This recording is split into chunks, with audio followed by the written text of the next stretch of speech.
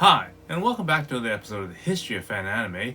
I'm your host, William Chow, and in today's episode, we get into another interesting reaction video to a TV show that came out back in 2016.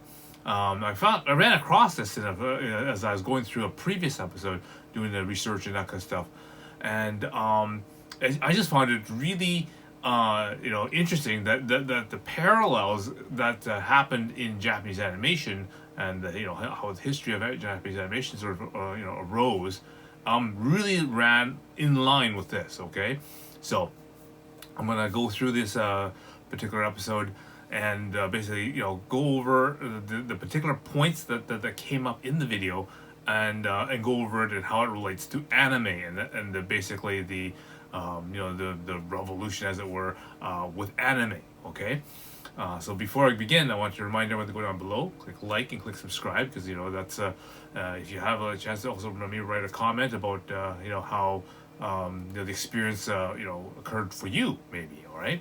Again, YouTube just loves all this kind of interaction, right? Because that's what the algorithm works with. If you want to support me financially, I also have the links to the super thanks below there, as well as Patreon and PayPal links for the subscribers. Again, I've just recently posted a special episode about border crossings and that kind of stuff. Again, that's a topic I can't talk about here on YouTube, but again, with the subscribe page, you get that extra content that I'm not allowed to talk about, and the censorship rules and that kind of stuff. So basically, if you want to get to the more extended content, that is where you'd go. So in today's episode, I'm going to go over a TV show that came out back in 2016 called the VHS Revolution. Okay, now this TV show was made over in Europe, and it basically documents the rise of the VHS tape / the beta tape, and how it revolutionized how we watch and how we enjoy entertainment and that kind of stuff, right? And in it makes some very, very good points and very good accounts of exactly what had happened during this particular time. Now, the time frame, of course, of this particular revolution, that kind of stuff, is in the early 80s, of course, right? But this set down the shall we say the padding, the formula, if you will, for all the events that are going to happen in the late 80s, when I basically got my fansubbing equipment in the basically 1989ish era, all throughout the 90s. Okay, and this basically paved the way and basically made the monikers of basically the success stories that will lead further in. So again, I hope you will find this to be very fascinating, and again also allow you people to also kind of get the a different point of view from an actual documentary of how VHS tapes and that kind of stuff and this revolution occurred, because it very, very well uses the same ways that how anime basically occurred and basically became a genre on its own. Okay, so without further delay, let's get into this video.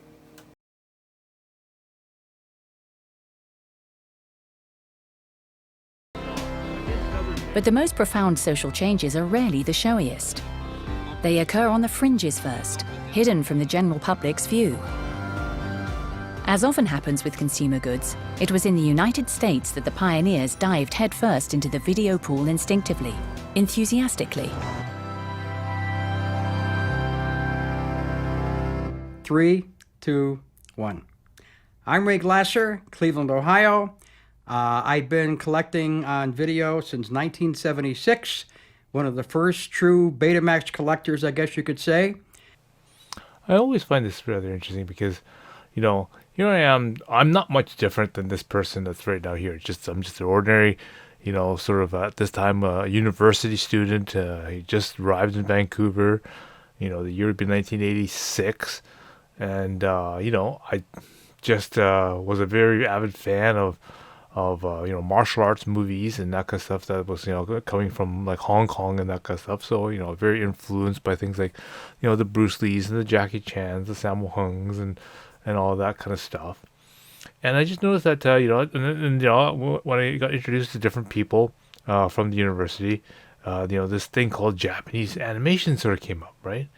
But of course, as always, all these things were just sort of, in Japanese, and it's like it was hard to understand. And sure, I was still interested in watching them. I watched a lot of stuff straight in Japanese, it's just not really understanding what was going on, but sort of kind of. All right, this is probably what's going on, and this is sort of what they're probably talking about, and by the time you get to the end of the show, you kind of put things back together again, and you're kind of going, oh, okay, yeah, that obviously he was the bad guy, and this is the good guy, and this is how they kind of did things, right? I just wanted to illustrate that just, ordinary people are the ones that basically start and innovate and, come up with these ideas and, basically create these subgenres within this revolution that we have found in the VHS era.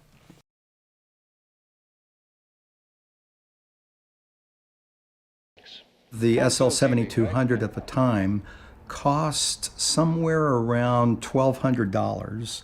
And for somebody like me, I was lucky to make $100 a week. So imagine how much it took for me to save enough money and get into debt and buy a VCR like that. Back in 1976, I was working in a restaurant. I took a second job to make some extra money so I could afford one of these. And in June of 76, I got my first Sony Betamax. If it boiled down to, am I going to eat today, or am I going to spend some money on 2 or 3 blank tapes, I'd choose the blank tapes. So by 1989, basically, the beginning of the 1990s, VHS recorders and that kind of stuff were, getting out there. Like a lot of people really had them. They were relatively inexpensive, like $200, $300, maybe even $400 for your base model of VHS VCR. But of course, for doing fan subbing, I couldn't use the super L cheapy ones, right? I mean, maybe for dubbing and that kind of stuff, that's really all you could use them for. But the real ones, the ones that you actually needed to use, were the super VHS ones, okay? And those ones are in the 1,000, 1,200, even up like 1,500 for like the nice Mitsubishi ones that were out there at that time. And just like how these guys are just sort of explaining that, it is a substantial undertaking at this time to basically buy one of these things. I mean, I was again, university student, but I managed to get a part-time job working for Radio Shack, okay, at the time. And, I think my paycheck was probably around maybe $500 for like a 2-week period, right? So it would take me about a month, maybe a month and a half of actual, working time, and using the entirety of my paycheck to basically buy just one of these units. And of course, for doing, editing and that kind of stuff, you need 2 of them. Okay, so I actually had to, you actually have to, buy 2 of these things. Now, fortunately, I was living at home, going to school and that kind of stuff, and didn't have a lot of expenses. I didn't own a car, so I just used transit, and basically my expenses were pretty low. Didn't have to pay for electricity, didn't have to do all that other stuff. So, so for that most part, that enabled me to to get this kind of stuff. But I can just see that an ordinary working class person would obviously have a heck of a lot of problems, having to, obviously, have to pay rent and having to pay for food and all this other stuff would be a very huge undertaking.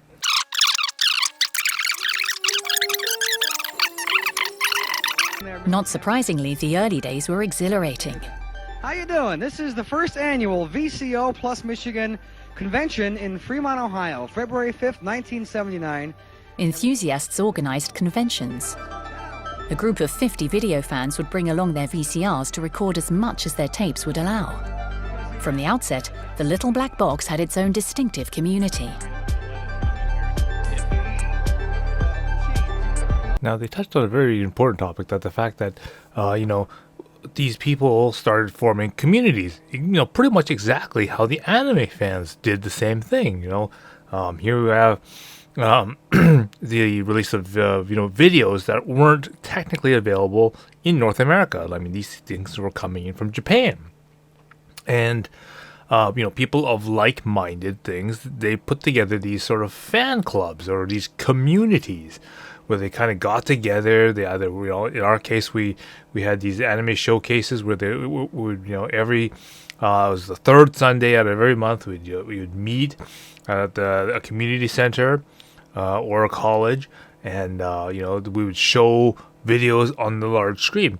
But, and I know that some, of the letters I've gotten, some clubs do the same thing that these guys did. They basically, this allowed, the members to kind of, come together. They bring their VCRs and that kind of stuff, and they all hook themselves up together, and then they just basically do a mass copy of like, hey, I got, whatever, Project A-ko, the movie or something. And then, so one person would slot that in. Anyone who wanted a copy of it would jack in, into the line, and they daisy chain all the VCRs together. And they'd basically, copy or make copies of the movie so that they can, take something home with them and have something to watch. So sometimes what they could do is, in addition to, making copies of let's say the Project A-ko movie, they could run another VCR with a different sort of movie going on, so they can have something else to watch while they're there waiting for their movies to copy. And then when they go home, they can actually have, the Project A-ko that they just recorded, and they can watch that at home. So, this really opened up a lot of different things. Now, again, not every club did that. I mean, we had a tape dubbing service available to the members as well. So we did have to do the mass dubbing, at our meetings. Instead, our meetings were more, designed for presentation and sort of getting that awareness out there rather than, getting the copies out there. We're just getting more awareness out there. And then once people found out what they're interested in, then they could, lock down and get what their favorite things were. And then eventually, that's how I basically ended up opening up my store, because obviously that was a better way for people to get what they wanted. The pioneers exchanged tapes too with their peers all over the country, thanks to ads placed in a specialist magazine that was just a few Xeroxed pages at the time. My friend Gary and I began running ads in the Video Files newsletter for things we were looking for, as you can see right here. In return for your favors, this is so funny because it's so dated, I currently have 76 Betamax tapes. In part, my library includes 16 Star Treks, 15 movies, including The Day the Earth Stood Still, This Island Earth, The Exorcist. One of the first collectors that I got in touch with in 1976 was Ray Glasser. Live and Let Die, Diamonds Are Forever, Dracula Prince of Darkness, who was this crazy, passionate film fan in Ohio. Man with the Golden Gun, Colossus the Forbin Project, Westworld. And because we lived in completely different parts of the country, I was in Central Florida and he was in Ohio, we had access to completely different kinds of programming. Time Tunnel, Voyage to the Bottom of the Sea, and Mission Impossible. But we would regularly start sending each other videotapes back and forth. And we made so many connections. People would call us long distance on the phone, and this went on for years. And this is how we got our collections to be so big. Remember, this is before video stores, before movies were available for rent. This is how you hooked up and contacted other people and began trading tapes and building your videotape library. And you can see that basically, as an anime fan, we did exactly the same things that these guys did. So here we have, all this stuff that we got from a totally different location, Japan, okay, and some of the stuff I got from like Hong Kong and whatever, totally different parts of the world. And, I managed to get them here in Vancouver. And, and basically, in order to, get the word out, we went to these things called newsletters. And the big prominent one, of course, out there was the ones from the CFO, the Cartoon Fantasy Organization, which is sort of an organization of anime clubs that sort of sprouted from the furry genre there. But with this sort of network of different fan groups and different people, spreading the word, getting those addresses out and getting those contact lists, it was like a spider web that just sort of kept on going out and out and out and out and expanding, right? And with this, you got in contact with other people who also have different collections from different parts of the U.S. and different parts of the world. And all of a sudden, this VHS trading started happening where, hey, I'll send you a copy of this and that. If you send, make me a copy and send me a copy of that. And then, of course, I had all this anime and that kind of stuff that's available in Vancouver because, again, we have a very rich Chinese community, a very rich Japanese community. Obviously somebody in the middle of Ohio, for example, who doesn't have that kind of a community would obviously have, lots of things that they'd want. So sure, no problem. We could make copies of anime and I could send them over that way. And a lot of times I'd be asking for stuff that's been recorded off of TV, for example, because again, I was a really big, Saturday morning cartoon thing. I was really interested in like getting full sets of shows that were on TV, especially things like a lot of the prime time stuff that was really, really interested to me because I was really really big into Buck Rogers in the 25th Century, Battlestar Galactica, Airwolf, the A-Team, and all that stuff. And so, anyone who had, sets of those kind of shows, I said, hey, look, send me a copy of Airwolf, a bunch of episodes of Airwolf or whatever, and I'll send you some anime or whatever. Just sometimes some of the trades end up being just like that, right? But that's how we built our collections, is that we traded lists with each other. And, then we would basically exchange tapes. And then that's, was a win-win for both of us.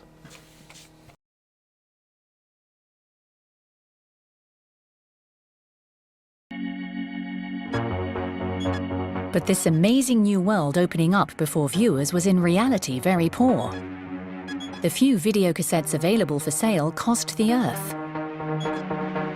So, in the United States and Europe, some people got the idea of renting them.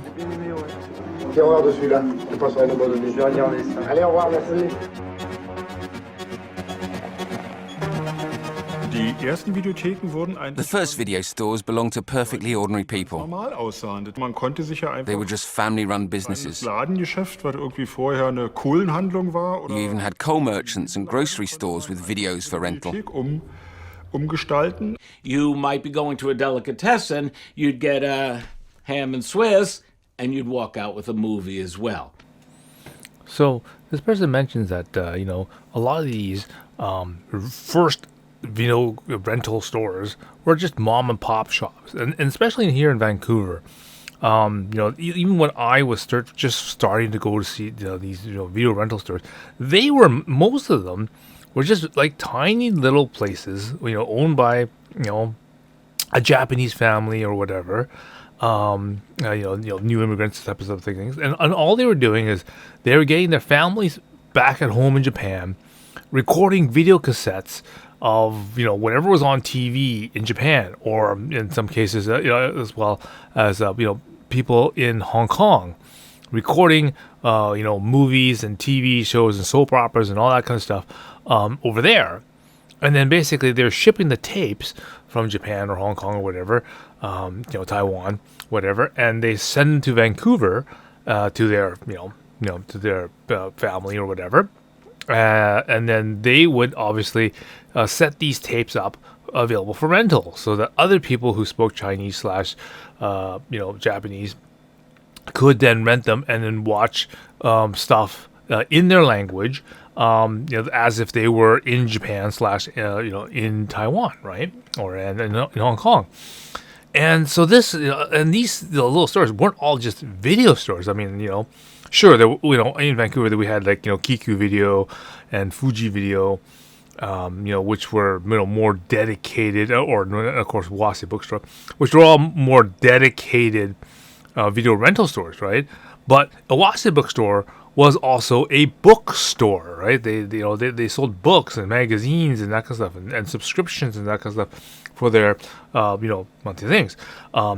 There were several stores downtown on Powell Street and that kind of stuff, which were owned by Japanese people, which were grocery stores. Okay, I remember going to them, and right on top of all their freezers, so all their meat freezers and their seafood and whatnot, right across the top of those freezers would be this big row of like random Japanese video cassettes, and that was the first place I got all my Double Zeta Gundam, City Hunter, Orange Road, Dragon Ball, and that kind of stuff. And they were like total mess, right? Because they're just somebody in Japan, either just setting a timer and recording 6 hours of just TV commercials and everything, or they were actually cut up.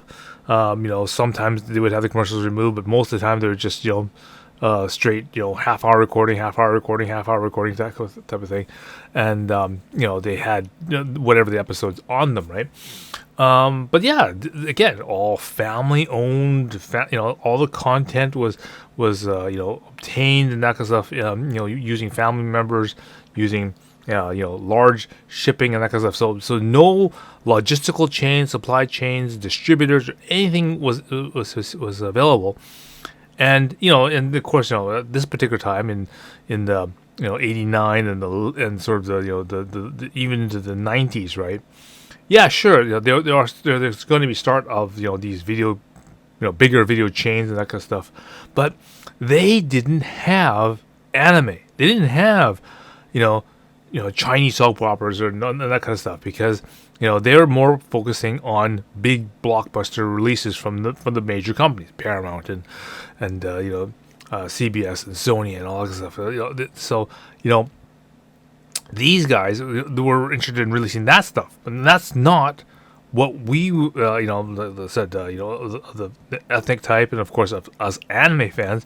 That's not what we're looking for. We're looking for this new thing called anime, and of course that's where the big boom of things like My Store occurred, and of course in the future other types of specialty sub-genre type stores.